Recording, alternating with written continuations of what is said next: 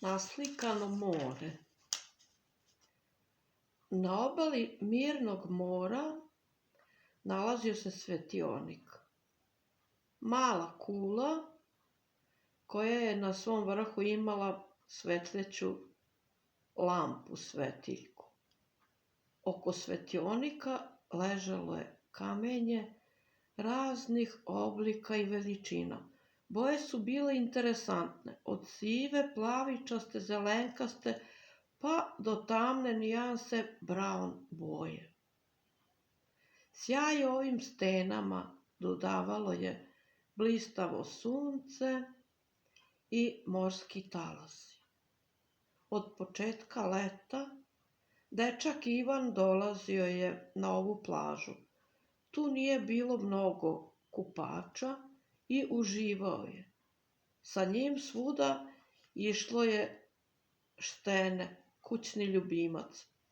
Zajedno kupali su se u plićaku i posle leškarili su na plaži u hladovini ispod stare razbarušene ogromne palme.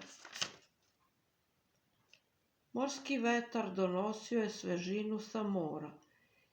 Ivan je posmatrao spore talase koji su se valjali sa pučine ka obali.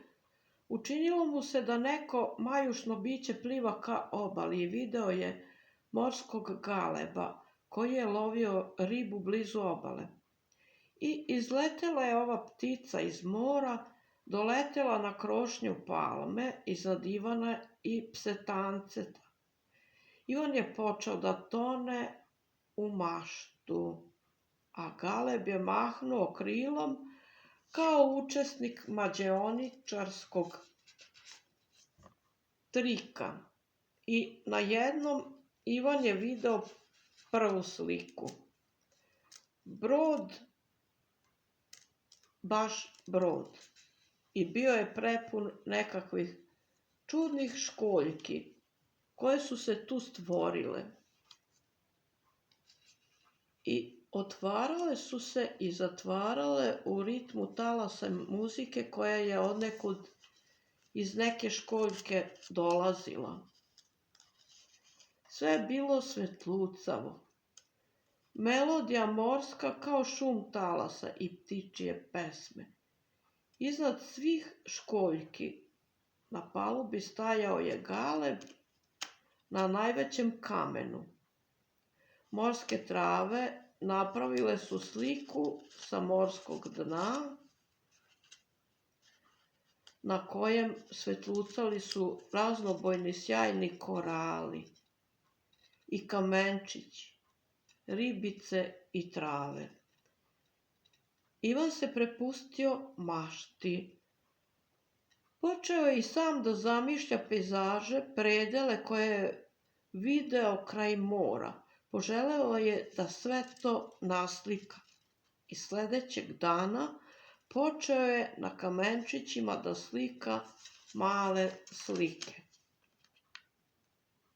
Za pribor koristio je majušnu četkicu i akrilne boje koje su se brzo sušile i nije ih spirala voda. Na jednom kamenčiću naslikao je morsku zvezdu, na sledećem naslikao je galeba, a zatim na trećem ribicu, pa još jednu ribicu i morskog konjića. Rak je bio sjajno crven, a školjke su otvoreno pokazivale svoje bisere. I tako, ispod stare palme na plaži svakodnevno nastajala je nova izložba slika naslikanih na stenovitom kamenju.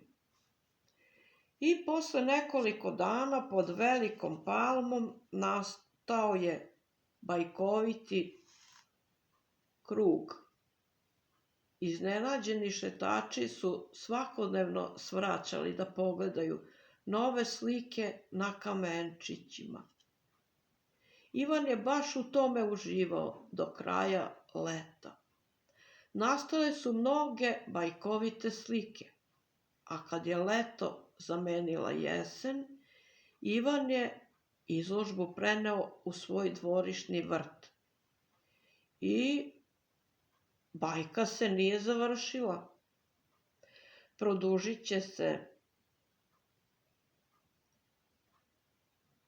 opet sledećeg leta na moru.